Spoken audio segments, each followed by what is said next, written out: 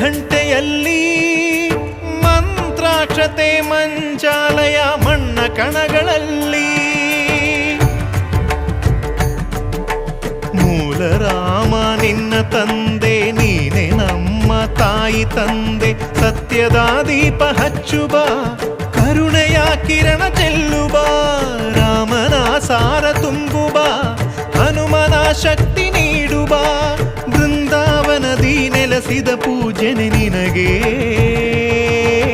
ಶರಣು ಶರಣು ಶರಣು ಗುರು ರಾಘವೇಂದ್ರ ಶರಣು ಶರಣು ಶರಣು ಶರಣು ಗುರು ಸಾರ್ವಭೌಮ ಶರಣು.